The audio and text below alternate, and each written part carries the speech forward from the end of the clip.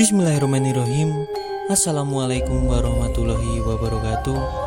Berjumpa kembali di channel Isal Abrar Misteri dalam kisah sejarah.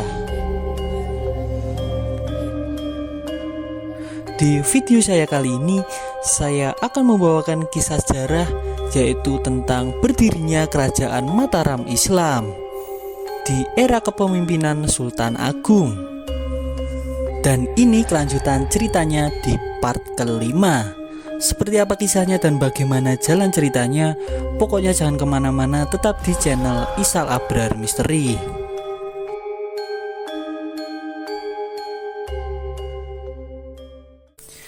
Cerita mengenai terlepasnya nasib baik dari tangan Ki Gede Giring itu tidak begitu menarik.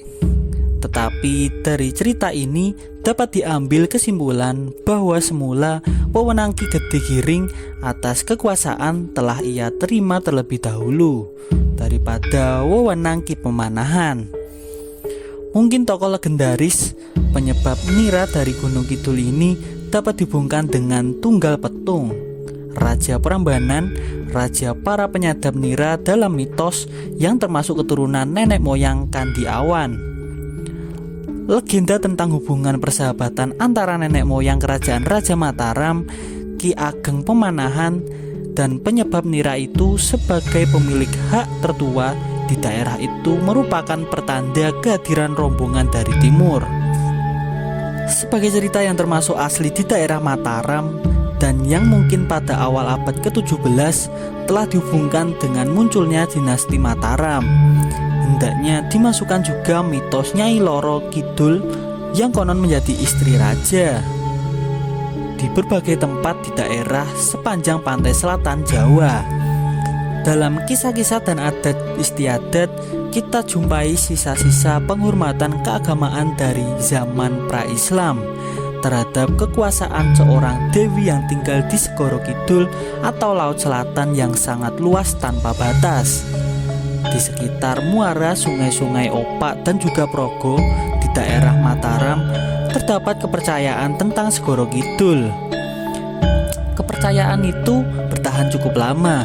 Kemungkinan raja-raja dari zaman sebelum Islam sudah menghormati dewa-dewa di Segoro Kidul dengan ucapan atau upacara-upacara keagamaan. Menurut cerita babat Jawa zaman baru, Dewi Laut itu pertama kali bertemu dengan Panembahan Senopati, sampai pada kemudian terbagi atas cabang Surakarta dan Yogyakarta. Masih mempertahankan kebiasaan mengadakan kurban atau sajen, terutama berupa sandang ke pantai selatan. Upacara semacam itu terjadi juga di tempat-tempat lain, seperti di Gunung Lawu, Gunung Merapi, untuk menghormati para dewa gunung, dan di Delpih di daerah Wonogiri untuk menghormati Bengawan Solo. Ketika keluarga Raja Mataram pada puncak kejayaan di abad ke-17 dan ke-18, para pujangga keraton berlomba-lomba mengentahkan betapa tinggi kebangsawanan dan betapa tua asal-usul moyang raja. Dalam hal itu mereka mungkin telah berbohong.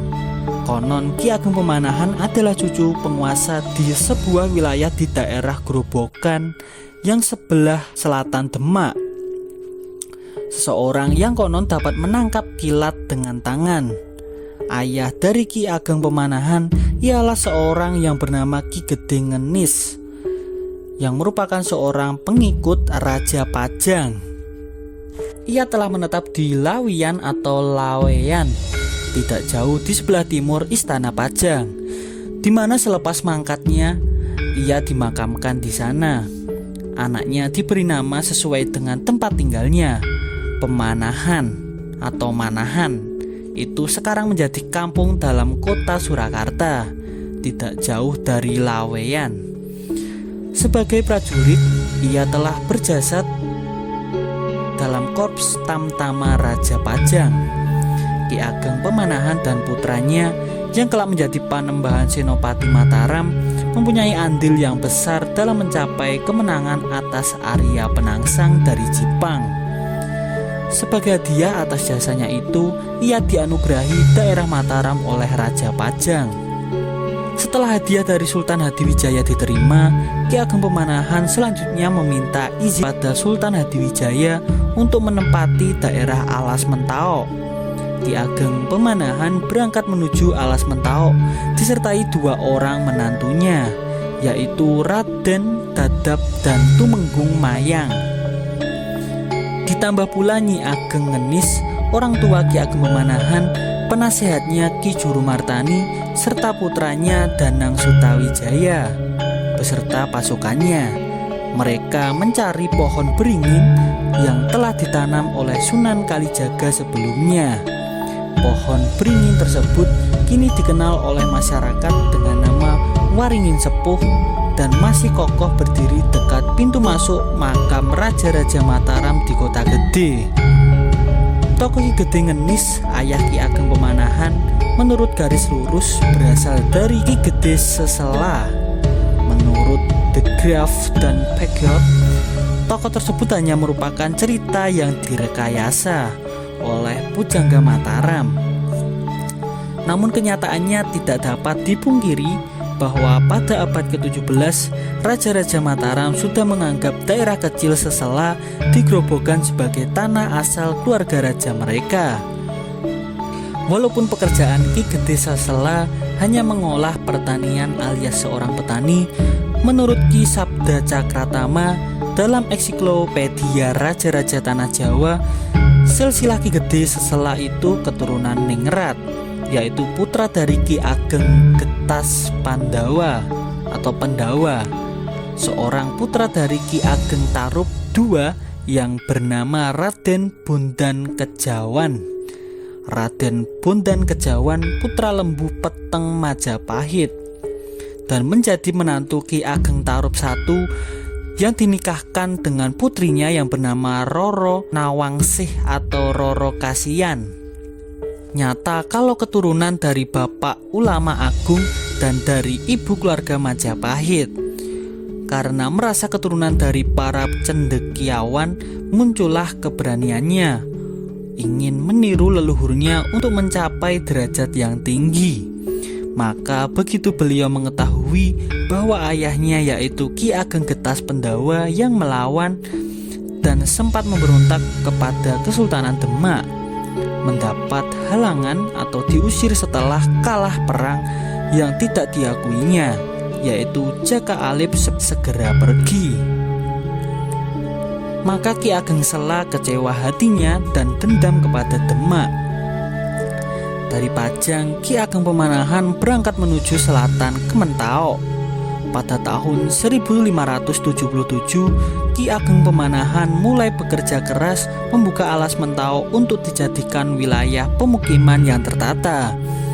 Berkat bantuan para petani Sela, Mentawai berhasil dibuka dan dijadikan pemukiman baru.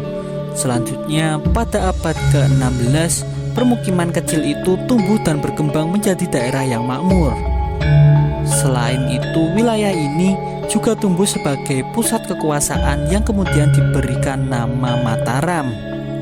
Setelah dicari, akhirnya ditemukan juga pohon tersebut.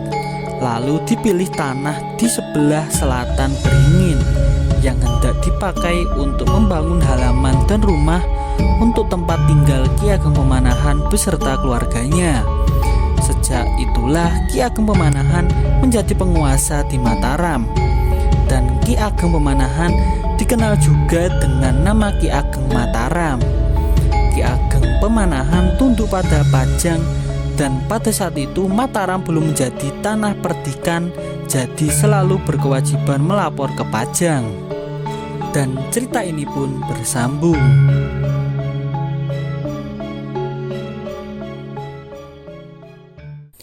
Demikianlah kisah sejarah kali ini. Saya memohon maaf apabila ada kata-kata yang kurang berkenan di hati teman-teman semua. Dan tak lupa juga untuk like, komen, dan subscribe di channel dan video ini agar channel ini bisa berkembang dan lebih baik lagi untuk kedepannya. Dari saya cukupkan sekian, banyak kurang dan lebihnya saya mohon maaf. Wabillahi taufiq wal hidayah. Wassalamualaikum warahmatullahi wabarakatuh.